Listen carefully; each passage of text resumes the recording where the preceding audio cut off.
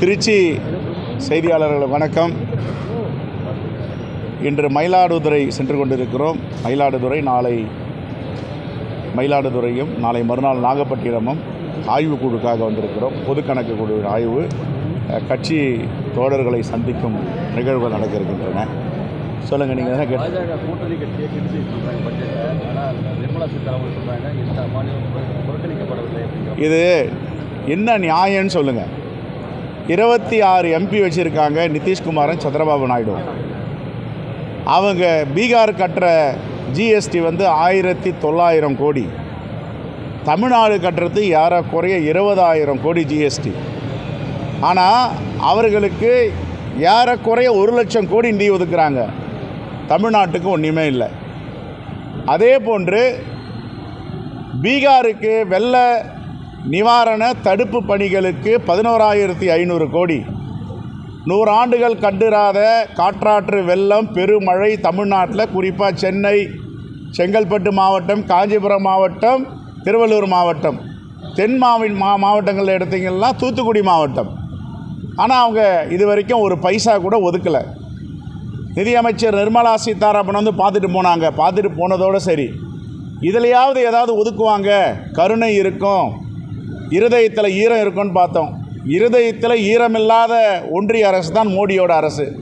தமிழ்நாட்டு மக்களை வஞ்சித்திருக்கிறார்கள், தமிழ்நாட்டு மக்களை புறக்கணித்திருக்கிறார்கள். என்ன காரணம் என்றால் அவர்களுக்கு வாக்களிக்கவில்லை என்று. இது இந்திய யூனியன் பட்ஜெட்டு கிடையாது, ஒன்றிய அரசினுடைய பட்ஜெட்டுன்னு யாரும் ஏற்றுக்க மாட்டாங்க. 2 மாநிலத்துக்காக எல்லா மாநிலத்துடைய வரி பணத்தையும் தன்னுடைய ஆட்சி ஆயுட்காலத்தை நீடிப்பதற்கு நிதி ஒதுக்கியிருக்கிறார்கள். இந்தியா மக்கள் இதை எல்லோரும் உற்று பார்த்து கொண்டிருக்கிறார்கள். ஏற்கனவே மோடி ஆட்சி என்பதை மாற்றி கூட்டணி ஆட்சிக்கு கொண்டு வந்திருக்கிறார்கள். இப்பொழுது பல மாநிலங்களிலே தேர்தல் வர இருக்கிறது. அந்த மாநிலங்களில் இது எல்லாம் எதிரொலிக்கும். அது மட்டுமல்ல, 13 சட்டமன்ற தேர்தல் நடந்தது, 13 இடைத்தேர்தல் சட்டமன்றங்கள் நடந்தாங்க. அதில் பார்த்திங்கன்னா ஏறக்குறைய சரியாக சொல்லணும்னா 10 சட்டமன்றத்தை தொகுதிகளை இந்தியா கூட்டணி வெற்றி பெற்றிருக்கிறது. 1 சுயேட்சை, 2 தான் பிஜேபி. குறிப்பாக பாஜக ஆளும் மாநிலங்கள் மத்திய பிரதேசம், உத்தரகாண்ட், இங்கே படுதோல்வியை தழுவியிருக்கிறார்கள். இமாச்சல் பிரதேசத்தில் ஆட்சியை கவிழ்க்க வேண்டும் என்று எங்களுடைய சட்டமன்ற உறுப்பினர்கள், காங்கிரஸ் சட்டமன்ற உறுப்பினர்களை கடத்தி கொண்டு போனார்கள் என்று சொல்லுகிறார்கள், விலைக்கு வாங்கினார் என்று சொல்லுகிறார்கள். எது உண்மையோ தெரியாது. ஆனால் அந்த இடத்தில் இடைத்தேர்தலிலும் காங்கிரஸ் பேரியக்கம் வெற்றி பெற்றிருக்கிறது, ஜனநாயகம் வென்றிருக்கிறது. ஆகவே மோடி ஆட்சி தொடர்ந்து தன்னுடைய ஆட்சியை தக்க வைத்துக் கொள்ள எல்லா தவறுகளையும் தொடர் நடவடிக்கையாக செய்து வருகிறார்கள். இது வன்மையாக தமிழ்நாடு காங்கிரஸ் பேரியக்கம் கண்டிக்கிறது. ஆனால் பட்ஜெட்டில் தமிழ்நாடு பேர் இடம்பெற 25 தொகுதியாக எங்களை வெற்றி பெற வச்சுன்னு அன்புமணி ராமதாஸ் சொல்லியிருக்காங்க. இதெல்லாம் எவ்வளோ பெரிய சர்வதிகாரம் அது. தமிழ் தேசியம் பேசுகிறவங்க, தமிழ்நாட்டு மக்களை பேசுகிறவங்க, சரி ஒரு தொகுதியும் வெற்றி பெற வைக்க முடியலன்னா உடனே நிராகரிச்சிருவாங்களா? தமிழ்நாட்டை புறக்கணிச்சிருவாங்களா? இந்தியாவில் தமிழ்நாடு இருக்குல்ல, இதுவும் ஒரு அங்கம் தானே, இதுவும் ஒரு மாநிலம் தானே. மோடி தான் பேசுகிறாரு, அவர் RSS கொள்கையை உள்வாங்கியவர்.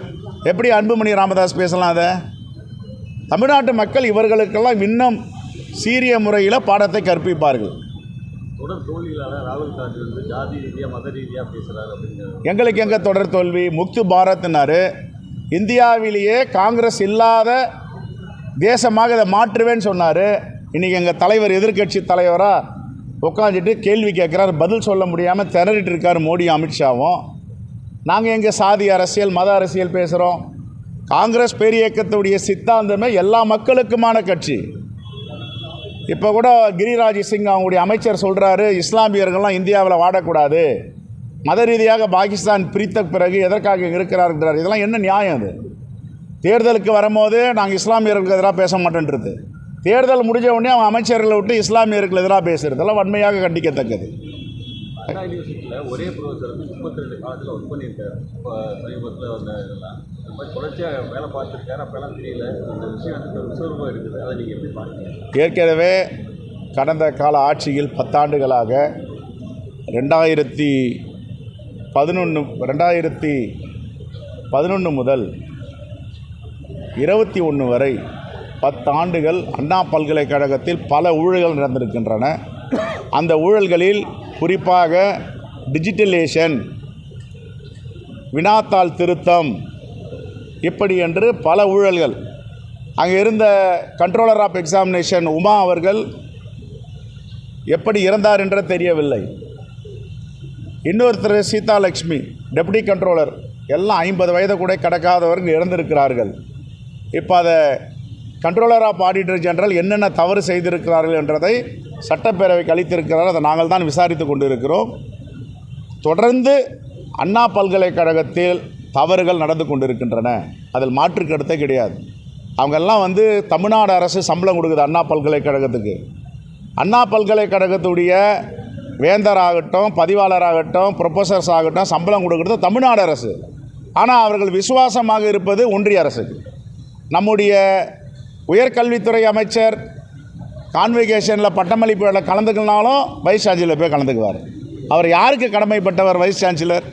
தமிழ்நாடு அரசுக்கா ஆளுநருக்கா என்பதை அவர் தெளிவுபடுத்தணும்.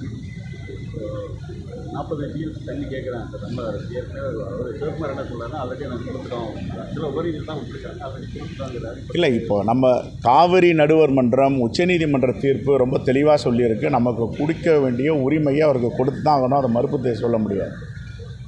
இப்போது உச்சநீதிமன்ற தீர்ப்பு, காவிரி நடுவர் மன்றம், காவிரி வழிகாட்டுதல் மன்றம் குழு எல்லாமே தீர்ப்பு கொடுத்துருக்காங்க.